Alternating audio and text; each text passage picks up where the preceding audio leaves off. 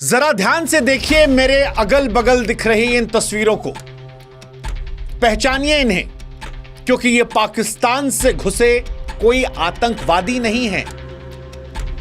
ये हमारे आपके बीच पल रहे हमारे देश के गद्दार हैं। ये हमारे देश के दुश्मनों की तस्वीर है, या सच कहें तो नमक हरामों की सूरत है। वो नमक हराम जो बाहर से सभ्य लेकिन भीतर से सांप है। और ये तस्वीरें चीख चीख कर बता रही हैं कि जब तक इस देश में हमारे आपके बीच में ऐसे सांप हैं, हम और आप बारूद के ढेर पर बैठे हैं। क्योंकि हमारे देश में आतंकवादी कुकुर मुत्तों की तरह उग रहे हैं, शहर दर शहर निकल रहे हैं। ये वो चेहरे हैं जो सुबह मरीजों को दवा देते हैं, लेकिन शाम को देश को बर्बाद करने के लिए और जैश ए मोहम्मद जैसे आतंकवादी संगठन के लिए बारूद इकट्ठा करने काम करते हैं। ये तस्वीरें चीख चीख कर कह रही हैं कि हिंदुस्तान को खतरा बाहर के दुश्मनों से ज्यादा अपने घर के दुश्मनों से है। क्योंकि हमारे देश में आतंकवादी कुकुरमुत्तों की तरह नहीं, सफेद पोश सूट बूट में उग रहे हैं, हमारे पड़ोस में उग रहे हैं, हमारे कॉलेजेस में उग रहे हैं, हमारे देश के अस्पताल में उग रहे हैं। और यह परेशानजनक बात है। सच कहूं तो मैं इन तस्वीरों के जरिए मैं किसी धर्म को टारगेट करना नहीं चाह रहा। मैं जानता हूं कि हमारे देश में आजकल धर्म के नाम पर आतंकवादियों को समर्थन देना या किसी धर्म को निशाना बनाना फैशन बन गया है। मैं इस बात को भी जानता हूं कि जब आतंकवादी किसी घटना को अंजाम देता है तो वो धर्म देखकर नहीं मारता है। दिल्ली में भी जिन लोगों ने इस घटना को अंजाम दिया उसमें हर जात, हर वर्ग, हर धर्म, हर उम्र के लोग मरे। लेकिन सवाल यह उठ रहा है कि ये नफरती, ये गद्दार, पढ़े लिखे देश के लोग, ये गरीब भी तो नहीं थे, फिर ये आतंक के रास्ते पर क्यों चल पड़े? ऐसा क्या हुआ कि इन्हें हमारे देश से गद्दारी करनी पड़ी? क्योंकि ये सब शिक्षित लोग हैं। मिलवाते हैं आपको। ये पहली तस्वीर जो हम आपको दिखा रहे हैं, ये डॉक्टर मुजम्मिल शकील की है। इसके पास हिंदुस्तान को बर्बाद करने जितना असलहा था। इसका भाई कह रहा है कि ये बहुत नरम दिल है, पर फैक्ट कहता है कि हजारों को मारने की तैयारी चल रही थी। ये दूसरी तस्वीर, डॉक्टर अदील AK-47 और हमले की साजिश के साथ धरा गया। ये मोहतरमा डॉक्टर शाहीन मुजम्मिल की गर्लफ्रेंड बताई जा रही। RDX होने का जिम्मा था, नए नए बच्चों के ब्रेन वॉश करने की जिम्मेदारी थी। अगली तस्वीर डॉक्टर मोहिद्दीन की है। महाप्रसाद में जहर मिलाने के फिराक में था ताकि एक साथ हजारों की मौत हो जाए। और यह आखिरी तस्वीर डॉक्टर उमर की, लाल किले ब्लास्ट में कार चलाने वाला आतंकवादी, वो जो 3 घंटे तक बैठा रहा, किसके इंस्ट्रक्शन के इंतजार में पता नहीं, लेकिन फिर जो कुछ किया उससे देश हिल गया। और ये सब पढ़े लिखे थे। और इसीलिए लगता है कि शिक्षा और धार्मिक कट्टरता अलग अलग है। हमें लगता था कि शिक्षित व्यक्ति समझदार होता है, नहीं। शिक्षित व्यक्ति अनपढ़ कट्टरपंथी से ज्यादा खतरनाक होता है। एक पढ़ा लिखा कट्टरपंथी अनपढ़ कट्टरपंथी से इसलिए ज्यादा खतरनाक होता है क्योंकि वो अपने ज्ञान का गलत इस्तेमाल करता है। और उसामा बिन लादेन से लेकर ये आसपास दिख रहे लोग इस बात को साबित करते हैं। इनके परिवार वाले इनके सच नहीं जानते थे। परिवार अभी भी कह रहा है। जब परिवार को पड़ोस वाले गद्दार कह रहे हैं, देशद्रोही कह रहे हैं, आतंकवादियों का परिवार कह रहे हैं, उनके घर वाले उठाए जा रहे हैं, तो वो कह रहे हैं कि भाई साहब, उमर को तो बच्चे पसंद थे। हाँ, पसंद होंगे, इसीलिए शायद सुसाइड बॉम्बर बनकर उन तमाम लोगों को मार दिया। वो तमाम बच्चे जो लाल किले के पास फूल बेच रहे थे, पेन बेच रहे थे, पानी बेच रहे थे, आज झुलसे अस्पताल में पड़े हैं क्योंकि उमर को बच्चे पसंद थे। मैं समझ नहीं पाता कि इनकी हिंदुस्तान से क्या दुश्मनी थी। क्योंकि पाकिस्तान से आए आतंकवादियों की बात एक बार फिर भी समझ सकता हूं मैं कि वो भिखमंगे देश के हैं।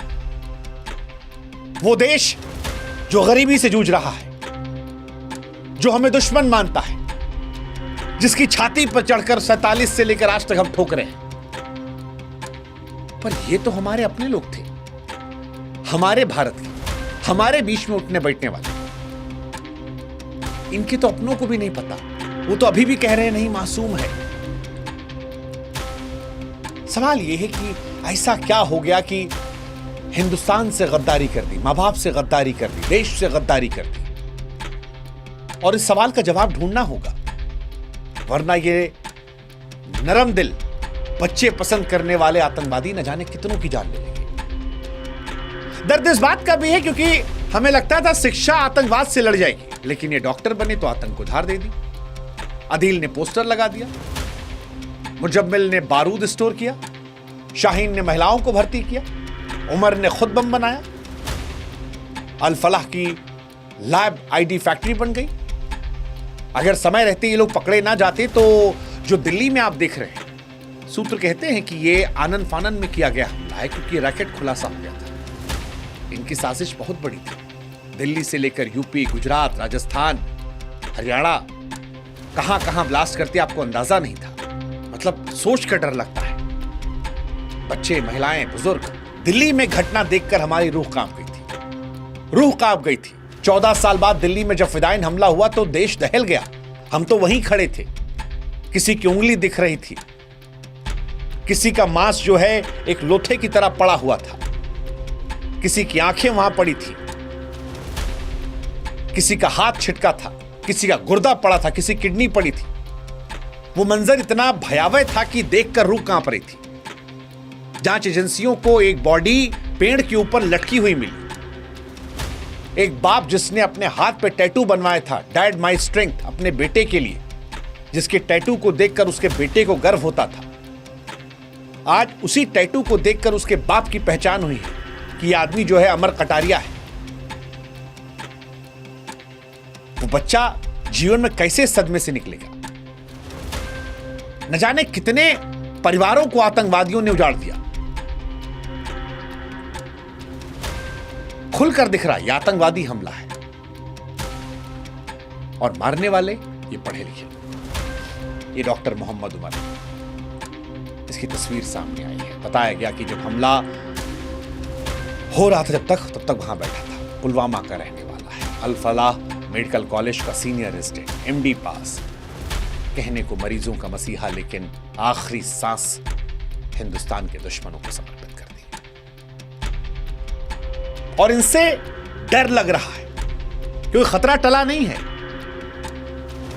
दिल्ली ब्लास्ट के बाद भी यह सवाल है कि क्या अभी भी खतरा बढ़ा है, क्योंकि फिदायिन हमला एक मॉडल था, बायोकेमिकल हमला भी दूसरा एक मॉडल आया था। और अब सारी थ्योरीज डराएंगी, भले वो थ्योरीज है लेकिन वो डराएंगी, क्योंकि बीती रात दिल्ली के ऐतिहासिक लाल किले के पास जब 12-13 लोग मारे गए, दर्जनों घायल हुए, तो फिर ये पता लगा कि क्या ये शुरुआत है, क्योंकि खुफिया एजेंसी तो कह रही थी कि 2 खतरनाक आतंकी मॉडल तोड़ा गया है। एक बायोकेमिकल हमले की साजिश थी, गुजरात में जो पकड़ा गया था डॉक्टर अहमद मोहिउद्दीन सैयद, और वो वाला जो मॉडल है वो बहुत खतरनाक है। और क्या उसकी गैंग अभी फरार है? क्या वो भी दिल्ली में है? देखिए, एक तो फरीदाबाद मॉडल था। फरीदाबाद मॉडल उस कॉलेज से जो निकला, मेडिकल कॉलेज से, जम्मू कश्मीर पुलिस ने फरीदाबाद के बड़े टेरर नेटवर्क का पर्दाफाश किया था। वहीं से ये सारे डॉक्टर निकले, doctor Adeel, doctor Muzammil, doctor Umar, Shaheen. इन्हीं को लेकर कहा गया कि ये आईडी बनाने की सामग्री मिली है। जैश ए मोहम्मद और अंसार गजवतुल हिंद से जुड़े हुए थे, जो पाकिस्तान संचालित है। हालांकि एक हमला आज पाकिस्तान में भी हुआ है। इसे इत्तेफाक कहेंगे या वो जो आप मन में सोच रहे हैं?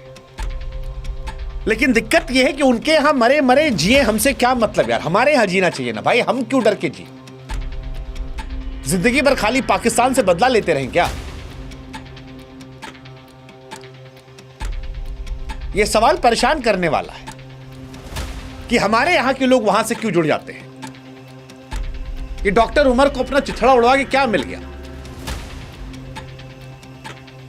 व्हाइट कॉलर इकोसिस्टम टेरर का पढ़े लिखे प्रोफेशनल आईडी प्लांटिंग कर रहे थे। लेकिन सवाल है, क्या दूसरा वाला मॉडल जिंदा है, बायोकेमिकल वाला? क्योंकि दिल्ली ब्लास्ट से पहले गुजरात एटीएस ने भी एक खतरनाक प्लॉट को विफल किया था। हैदराबाद का डॉक्टर मोइनुद्दीन सैयद चीन से एमबीबीएस किया था। उसके पास कहा जा रहा रेसिन बनाने की कोशिश थी जो साइनाइड से सैकड़ों गुना खतरनाक था, और अपने घर को लैब बना लिया था, ऑनलाइन केमिकल मंगवाकर तैयार कर रहा था। ये परेशान करने वाला है।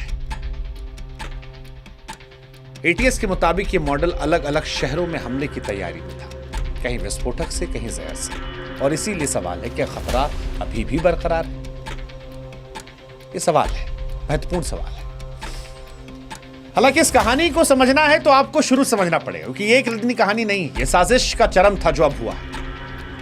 महीनों से पकाया जा रहा था। अक्टूबर 2025 में श्रीनगर के बुनपोरा नौगाम इलाके के जैश ए मोहम्मद के पोस्टर चिपके मिले। उर्दू में लिखा था, सुरक्षा बलों से सहयोग मत करो वरना अंजाम बुरा होगा। जम्मू कश्मीर पुलिस ने केस दर्ज किया। जांच बढ़ी तो नाम आया डॉक्टर अदील अहमद राठर का, अनंतनाग के गवर्नमेंट मेडिकल कॉलेज का डॉक्टर। यही बेवकूफी चक्कर में पकड़ गया। अभी शादी की थी उसने। श्रीनगर में जैश के पोस्टर लगाते हुए सीसीटीवी में कैद हो गया था। जब उसको खोजा गया, तलाशी ली गई तो उसके लॉकर से AK-47 निकला था। अदील को गिरफ्तार किया गया सहारनपुर से। फिर पूछताछ में पता चला कि जैश का रिक्रूटर था, और डंडा हुआ होगा तो पता लगा कि टारगेट था पढ़े लिखे युवाओं को ट्रैक करना, डॉक्टर्स को, इंजीनियर्स को ट्रैक करना। हमारा आप सोचिए, मासूमियत में सोच रहे थे कि शिक्षा से कट्टरवाद खत्म होता है। और ये वही लोग हैं जो ये भी कहते थे, इनके पुराने पोस्ट देखिए, शिक्षा से लड़ो, शिक्षा से अपनी लड़ाई लड़ो। एमबीबीएस को हथियार बनाए थे लोग, और बाद में आतंक की तरफ चले गए। अदील की निशानदेही पर ही फरीदाबाद पहुंचे लोग। वहीं पर डॉक्टर मुजम्मिल पकड़े गए, पुलवामा वाले, अल फलाह यूनिवर्सिटी के लेक्चरर। उसके कमरे से फिर अमोनियम नाइट्रेट, इतना बारूद निकला जो दिल्ली के कई बाजार को उड़ा सकता था। असॉल्ट राइफल निकली, डेटोनेटर निकला, केमिकल निकला। फिर मुजम्मिल साहब की गर्लफ्रेंड निकली, डॉक्टर शाहीन, लखनऊ की अल फलाह की फैकल्टी बताई जा रही है, या कहीं की भी हो। ये बताया जा रहा है कि वो भी डॉक्टर ही हैं, फैकल्टी शायद है, या इनकी गर्लफ्रेंड है। उनका काम रिक्रूटर था। जैश की महिला विंग की कमांडर बन गई थी। उनको जिम्मेदारी दी गई थी कि भारत में महिलाओं का रिक्रूटमेंट किया जाए। मसूद अजहर की बहन सादिया ने पाकिस्तान से उन्हें काम दिया था, ब्रेन वॉश कीजिए, कश्मीर घूमती, फंडिंग करती, एनजीओ बनाती। अब फिर डॉक्टर उमर आया, पुलवामा का, वही उमर जो मारा गया है, सीनियर रेजिडेंट, फरीदाबाद गया, अनंतनाग से, अल फलाह में काम कर रहा था। मुजम्मिल अदील की गिरफ्तारी हुई, घबराया गया, कहा जा रहा अंडरग्राउंड हुआ। उसी ने कार खरीदी थी। वो कार जो पहले सलमान की थी, फिर देवेंद्र की थी, फिर तारिक उसके भाई की। और फिर 10 नवंबर सुबह 8:13 पर बदरपुर टोल से दिल्ली घुसा। लाल किलो मेट्रो पार्किंग में 3 घंटे इंतजार किया। इंतजार किसका पता नहीं चला। अभी कंस्ट्रक्शन का, किसी का इंस्ट्रक्शन का इंतजार कर रहा था, कोई फोन कर दे, या खुद वेट कर रहा था शाम को थोड़ी भीड़ हो जाए, पता नहीं। और फिर बम फोड़ दिया। अमोनियम नाइट्रेट फ्यूल और डेटोनेटर से बना आईडी, खुद को उड़ा लिया। अब इनके बाप दादा हिरासत में लिए गए हैं, 2 भाई हिरासत में लिए गए हैं, माँ बाप हिरासत में लिए गए हैं, दोस्त इनकी हिरासत में लिए गए हैं, ताकि इनका डीएनए मैच किया जाए। सब पढ़े लिखे लोग हैं भाई साहब, सब पढ़े लिखे, और आधे आते हैं अल फलाह यूनिवर्सिटी से। अच्छा, अल फलाह यूनिवर्सिटी की कहानी भी बड़ी गजब है। अल फलाह यूनिवर्सिटी शिक्षा स्वास्थ्य केंद्र बनी थी 2015 में, लेकिन अब यह आतंक का गढ़ निकली है। अल फलाह यूनिवर्सिटी के ही डॉक्टर शाहीन, उमर, मुजम्मिल, ये सब वहीं के डॉक्टर हैं। जिन 6 लोगों को हिरासत में लिया गया है, उनमें से ज्यादातर जूनियर डॉक्टर इसी यूनिवर्सिटी के हैं। इस यूनिवर्सिटी को लेकर एक और लॉजिक बड़ा जबरदस्त निकला कि 2019 में एमबीबीएस यहां पे शुरू हुआ, और 40% डॉक्टर जो हैं यहां कश्मीर से हैं। अब ये भी क्या कोई नेटवर्क का हिस्सा है जिसकी तैयारियां चल रही थी, क्योंकि एमबीबीएस कोर्स 2019 से चला, और 40% आदमी कश्मीर से। 70 एकड़ में फैली यूनिवर्सिटी है। 2015 में यूसीजी से मान्यता मिली थी।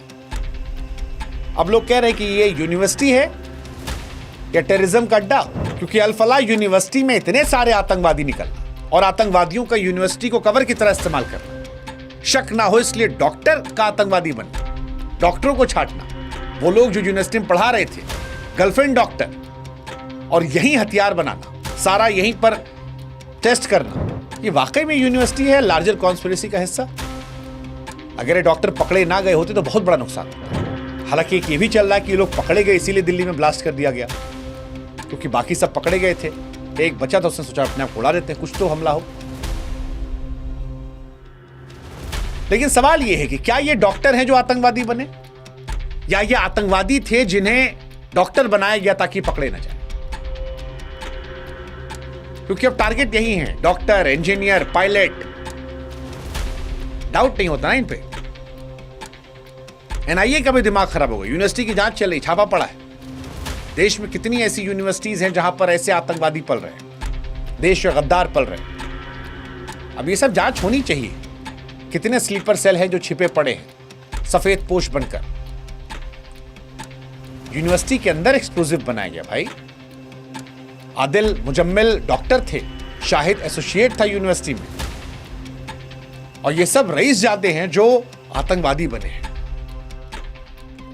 इसीलिए फरीदाबाद और गुजरात की घटना चेतावनी देती है कि आतंक अब पढ़े लिखे चेहरों के पीछे छिपा है। व्हाइट कॉलर टेररिस्ट जो अस्पताल, कॉलेजों से देश को चोट पहुंचा रहे हैं। डर तो है, लेकिन उम्मीद है कि सरकार समझेगी कि अल-फलाह जैसे संस्थानों पर जांच की जाए, एनआईए जांच करे, भर्ती फंडिंग की जांच की जाए, कैंपस ऐसे कौन कौन से नए खुले हैं उन पर सर्विलांस हो, जहां जहां डाउट हो वहां सर्विलांस हो, डी रेडिकलाइजेशन प्रोग्राम लागू हो, ऑनलाइन कट्टरता जो लोग फैलाते हैं उन पर साइबर मॉनिटरिंग हो, केंद्र राज्य सरकारें काम करें मिलकर।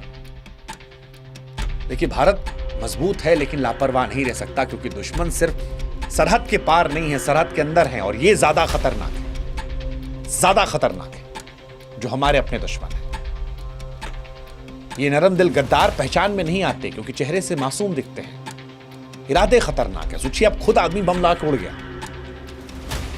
100 घंटा फर्क है कि उसका क्या होगा, उसके माँ बाप पर क्या होगा। माँ बाप भाई आधा जिंदगी जेल में पड़े रहेंगे।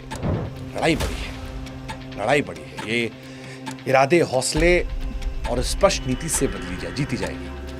सरकार को भी ऐसा कदम उठाना होगा जिससे खौफ पैदा हो, डर पैदा हो, और ये समझना पड़ेगा कि इसकी जड़ कहां पर है। और हम अब तक यही समझ नहीं पा रहे कि इनको भारत में गद्दारी करने की क्या जरूरत है।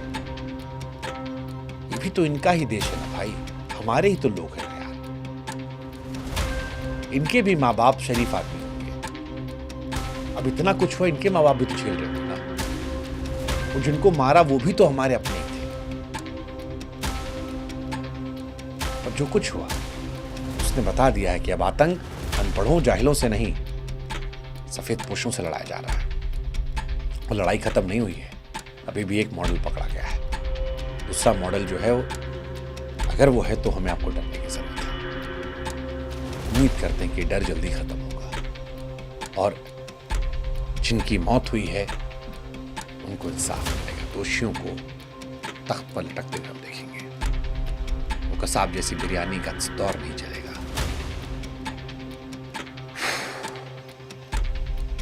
धिक्कार है इन लोगों पर, घिन आती है देश के गद्दारों पर।